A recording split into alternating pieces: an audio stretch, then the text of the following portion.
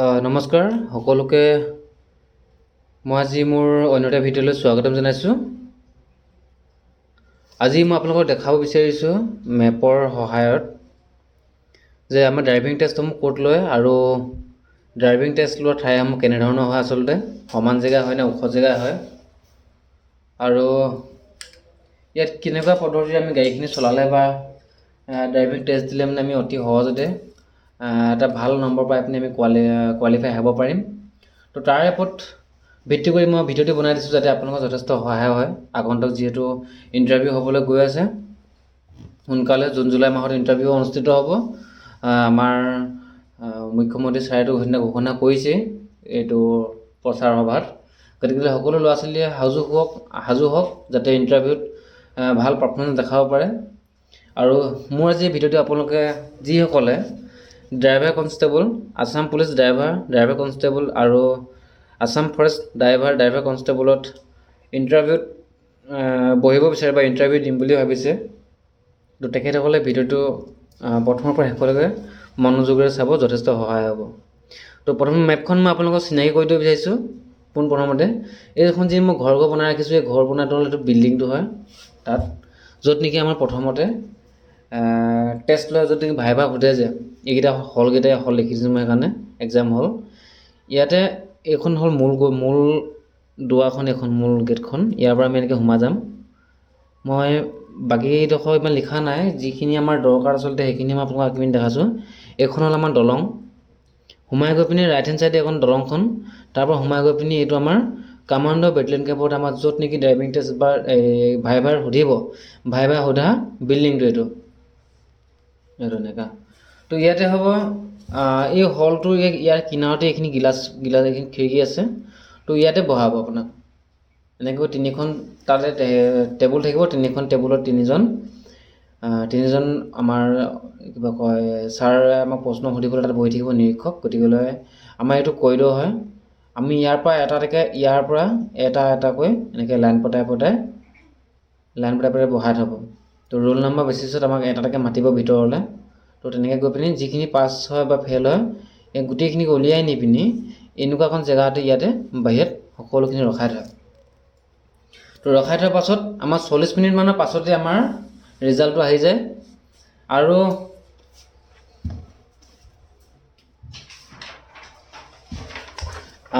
প্ৰথমতে মই ৰিজাল্টটো আহি যায়, আৰু তাৰ আগত মই দেখাই লৈছোঁ যিটো নেকি যোৱা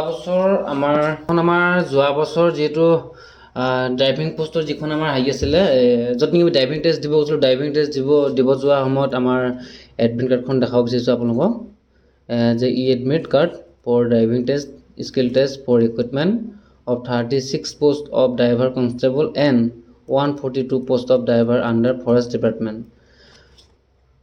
বৰ্তমান মই যিটো নেকি আপোনাক দেখাব গৈ আছোঁ, য'ত ইণ্টাৰভিউ হ'ব, তাৰ লোকেশ্যনটো এইটো CIJW school, Assam commando battalion, Mandakata, north Guwahati. তো এইটো লোকেশ্যনতে আমাৰ ড্ৰাইভিং টেষ্টসমূহ হয়, কিয়নো ইয়াত জেগাবিলাকো ভাল আচলতে আৰু সুবিধা হয়। আৰু যোৱাবাৰৰ পোষ্ট আছিলে আপোনাৰ 142টা বুকৈ 140জনে চাকৰি লাভ কৰিছিলে বা নিযুক্তি পাইছিলে। নিযুক্তি পোৱাৰ তাৰে এজনে পুলিচত চাকৰি পাব, পুলিচলৈ গুচি গ'লগৈ। তাৰপৰা আৰু থাকিলে কিমান 139, আৰু ইয়াৰ পৰা ইয়াত এজন কি হ'ল চাকৰি নকৰি পিনি তেখেতে চাকৰি জইন নকৰিলে। তো টোটেল আমাৰ জইনিং কৰা মানুহ হ'ল টোটেল 138টা পোষ্ট।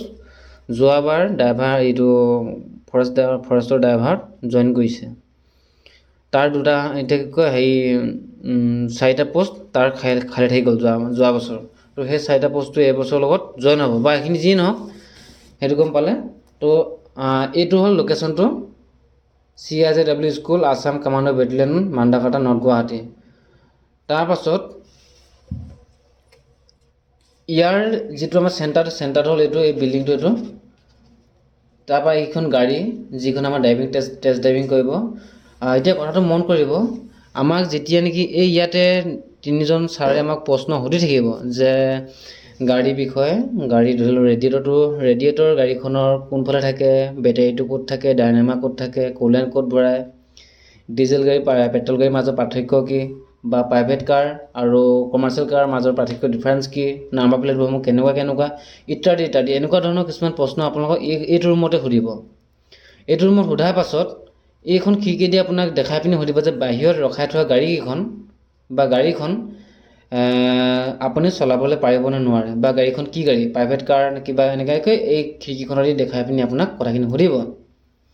তো এইখিনি আপুনি ক'ব যদি প্ৰাইভেট কাৰ ৰখাই থোৱা থাকে, বা প্ৰাইভেট কাৰ মানে এইটো দেখিলে গম পাবই, মই অলৰেডি ভিডিঅ'ত আপোনালোকক বুজাই ৰাখিছোঁ যে যিসমূহ গাড়ীৰ নাম্বাৰ প্লেটসমূহ হোৱাইট এণ্ড ব্লেক কালাৰৰ হয় সেইখিনি গাড়ী প্ৰাইভেট গাড়ী হয়, আৰু যিখিনি গাড়ী নাম্বাৰ প্লেটসমূহ ব্লেক এণ্ড য়েল্ল' কালাৰ হয়, অৰ্থাৎ ক'লা আৰু হালধীয়া ৰঙৰ হয়, তেতিয়াহ'লে গম পাব সেইখন গাড়ী কমাৰ্চিয়েল গাড়ী।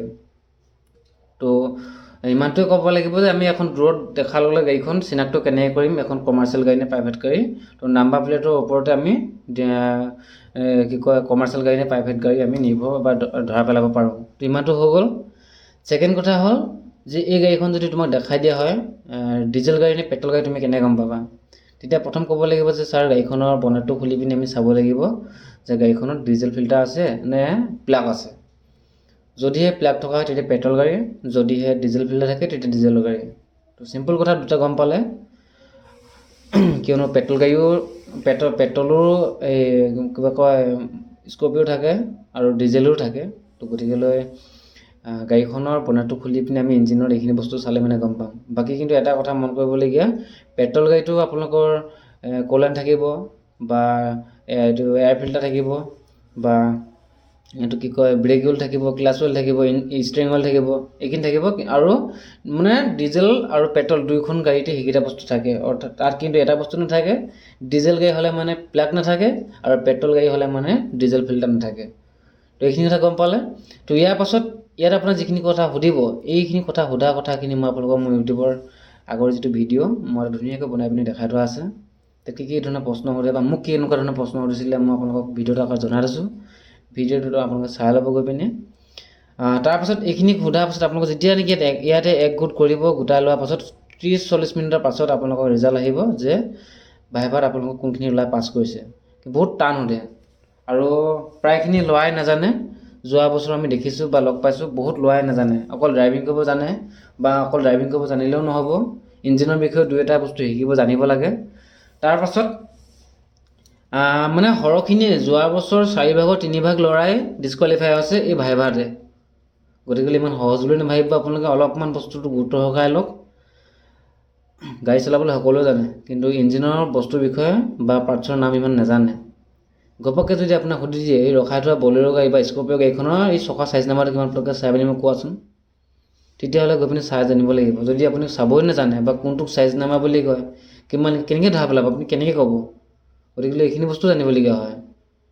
তো এইখিনি হ'ল। তাৰপাছত কি হ'ব, ৰিজাল্টটো অহাৰ পাছত আপোনালোকৰ এইখিনি মানুহ ইয়াত নি বহাবগৈ। ইয়াতে গোটেইখিনি ইয়াতে চকী আছে, চকীত ধুনীয়াকৈ বহাই থ'ব, আৰু ইয়াৰ পৰা দুখন গাড়ী থাকিব নহয়, দুজনকৈ মাতিব। ইয়াত এজন থাকিব উস্তাদ থাকিব, যেনেকি তাতে গাড়ী চলাই থকা তেখেতে একদম পাকৈত, এজন চালক থাকিব। চালকজন বা উস্তাদজন এইফালে বহিব লেফ্ট ছাইডে, আৰু তুমি চলোৱাজন এইফালে বহিব লাগিব ড্ৰাইভিং ছিটত। আৰু যিজনে আমাক হেৰি কৰিব পৰীক্ষাটো ল'ব বা ড্ৰাইভিং টেষ্টটো ল'ব, তেখেতে গাড়ীখনৰ মাজৰ ছিটত বহিব। তেতিয়া মই এই চিনখিনি এইকাৰণে দিছোঁ, এই চিনখিনি দি পিনি আপোনালোকক বুজাব বিচাৰিছোঁ যে ৰাস্তাটোৰ দুটা ভাগ বনাই দিছোঁ, কিন্তু এই চিনডাল তাত নাথাকে। এইডাল চিন তেনেকৈ তাত কোনো এনেকৈ ডটকৈও নাথাকে। ডট মানে কি বুজাইছোঁ মই, ধৰি লওক এনেকৈও নাথাকে, আপুনি এইবিলাক মেইন ৰাস্তাতে দেখা পাব, বা এনেকৈও নাথাকে। মই আপোনালোকক এইটো ভিডিঅ'টো বুজি পাবৰ কাৰণে মই এনেকৈ আৰ্ট কৰি দেখাইছোঁ। গাড়ীখন যেতিয়া আপোনালোকে এবাৰ মুভিং কৰিব, সদায় 1 নম্বৰকৈ লগাব, আৰু গিয়াৰসমূহ এনেকৈ ধৰণৰ হয়। গিয়াৰসমূহ বলেৰ' গাড়ীত এনেকৈ থাকে।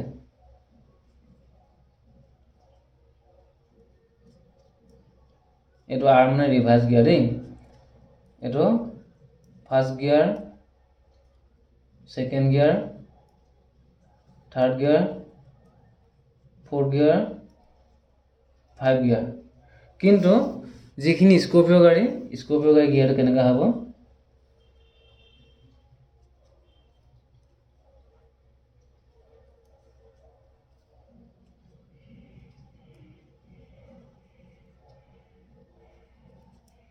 এইটো হ'ল R1 2 3 4 5 6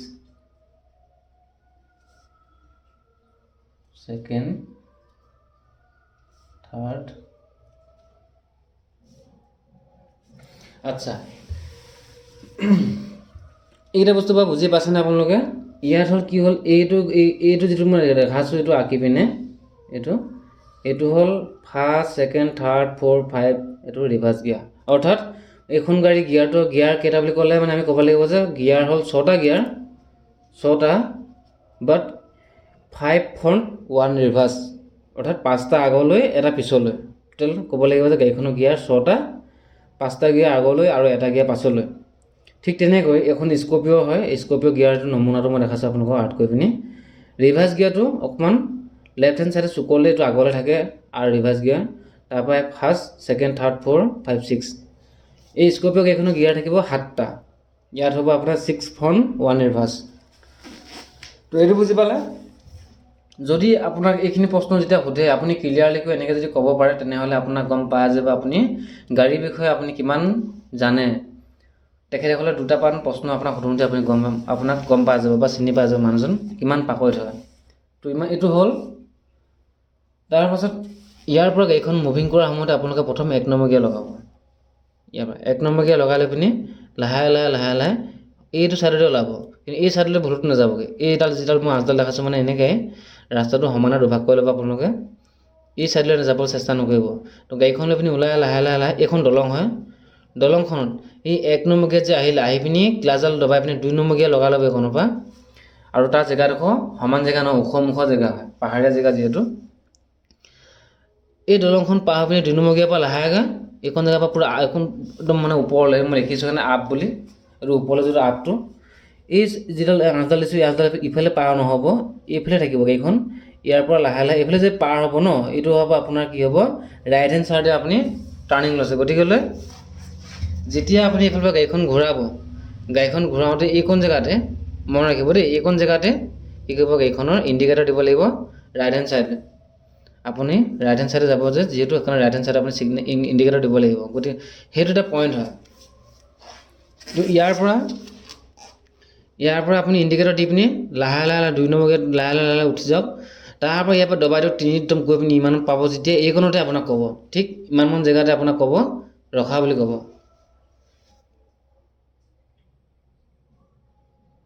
ৰখা বুলি কোৱাৰ লগে এখন ঘপককৈ আপুনি ৰখালে ব্ৰেক মাৰি হয়। এতিয়া ব্ৰেক মাৰি ৰখাই দিয়াৰ পাছত গাড়ীখন কি হ'ব আপোনাৰ,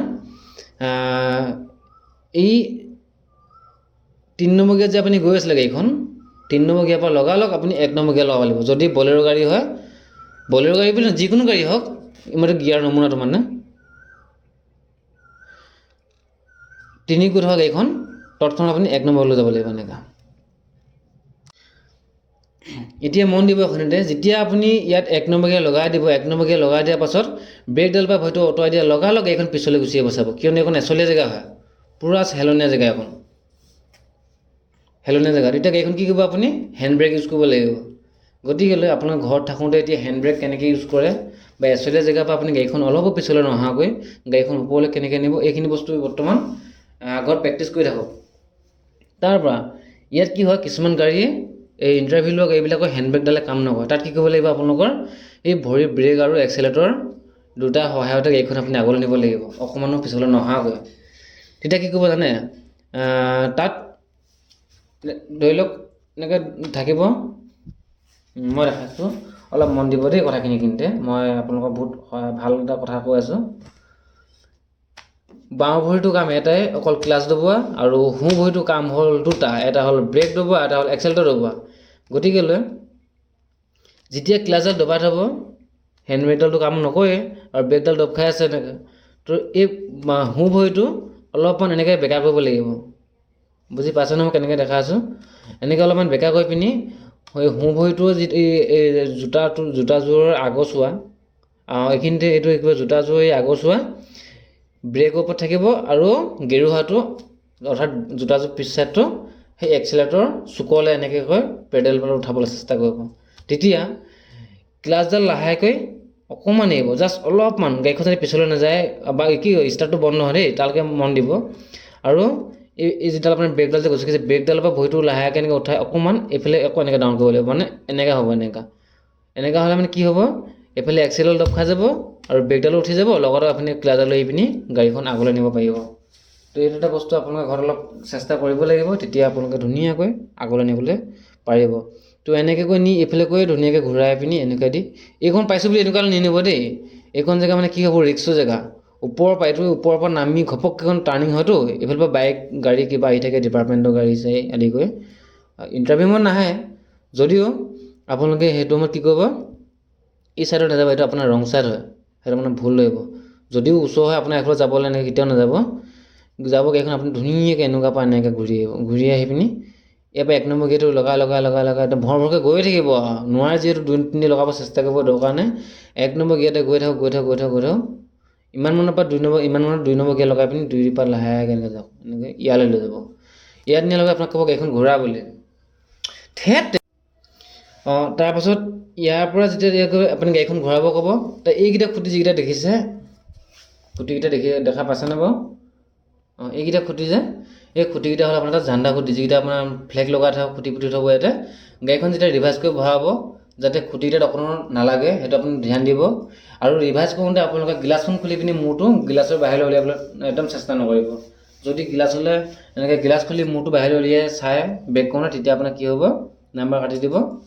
সেই ফ্ৰণ্টত যিখিনি লুকিং গ্লাছ থাকে, লুকিং গ্লাছত চাই পিনি আপুনি গাড়ীখন ব্ৰেক কৰি পিনি ধুনীয়াকৈ ভৰাই পিনি আৰু তললৈ এইটো ডাউন জেগা পালোঁ বুলি আপোনাৰ 2-3 ডাইৰেক্ট 3 নম্বৰ বা 4 নম্বৰ গেট লগাই লৈ নাযাবগৈ। যদিও লৈ যায়, এই যিখন হেলনীয়া জেগা, ইয়াতে গৈ আপুনি গাড়ীখন কণ্ট্ৰল কৰিব নোৱাৰিব। ব্ৰেক মাৰিলেও ব্ৰেক নালাগে, যিহেতু শিলগুটি থকা ৰাস্তা, এইটো ব্ৰেকডাল এৰি দিব, একদম গৈ পিনি খালত সোমাই যাব গাড়ীখন। গতিকে ইয়াৰ পৰা আপুনি 1 নম্বৰ গেটে নমাব, লাহেকৈ 2 নম্বৰ গেট লগাই পিনি 2 নম্বৰ গেট লগাই পেডেল পাত ব্ৰেক পেডেলত আপুনি সোঁ ভৰিটো ৰাখি লাহে গাড়ীখন শ্ল'কৈ নি থাকক, স্পীড নিনিব তালৈকে। আপোনাৰ স্পীড নিবলৈ নকয়ও তাত কোনেও। তো ইমানটোলৈ নি পিনি লাহেকৈ এইখন জেগাৰ পৰা আপুনি এনেকুৱা পৰা একদম ইয়াত নাপাবগৈ পিনি, ইয়াৰ পৰা ইয়ালৈকে নিনিবগৈ দেই। ইয়াৰ পৰা লাহেকৈ টাৰ্ণিং লৈ পিনি এনেকৈ আহিব, এইটো আপোনাৰ নিজৰ ছাইড হয়। এইখিনি বস্তু যথেষ্ট লক্ষণীয় বস্তু হয়। আনি পিনি গাড়ীখন ইয়াত ৰখা বুলি ক'ব আপোনাক, এইখন জেগাতে ক'ব আকৌ ৰখা বুলি। এইখন জেগাৰ পৰা আকৌ আপুনি আনিবলৈ চেষ্টা কৰিব। ইয়াৰ পৰা আপুনি 2 নম্বৰ গেটে লাহেকৈ নমাই দিয়ক, আপত্তি নাই। কিন্তু ইয়াৰ পৰা এইখন জেগা মন কৰিব, এইখন জেগাৰ পৰা একদম ডাউন জেগাটো, আপুনি এইখন জেগাত স্পীড লৈ নাহিব। স্পীড লৈ যদি আহে, এইখন দলংখন কি আছে, দলংখন সম্পূৰ্ণ এনেকৈ পথালিকেও নাই, এনেকৈও নাই পথালিকৈ আছে, অলপমান এনেকৈ এংকে আছে, এনেকৈ অলপ এংকে আছে দলংখন। গতিকে বহাওঁতে ওলাওঁতে অলপমান অসুবিধা হয়। তো ইয়াৰ পৰা আহি পিনি আপুনি দলংখনৰ কাৰণে এনেকৈ লাহে এইখনতে আকৌ দিব লাগিব ছিগনেলটো। এইটো অৰ্থাৎ আপোনাৰ কোন ছাইডটো হ'ব, ইয়াৰ পৰা যেতিয়া আপুনি এইফালে সোমাব, এইটো আপোনাৰ সদায় লেফ্ট ছাইড হ'ব। লেফ্ট ছাইড হোৱাৰ লগে লগে আপুনি লেফ্ট ছাইডৰ ছিগনেলটো এইফালে পৰা আহিব, যিটো লেফ্ট ছাইডৰ ছিগনেলটো ইমান মানতে দি পিনি হৰ্ণটো বজাই পিনি লাহেকৈ এইফালে গৈ লাহে ভৰাব। আৰু আহি ঠিক এইখন জেগাত পাই পিনি এইখনলৈকে এইখন লৈ যাব। এনেকৈ এইখন জেগাত নি পিনি ইয়াৰ পৰা ৰিভাৰ্চ কৰি পিনি গাড়ীখন আকৌ য'ৰ পৰা আনিছিল তাত এনেকৈ পাৰ্কিং কৰি দিব, ধুনীয়া হ'ব। তো এইখিনিয়ে।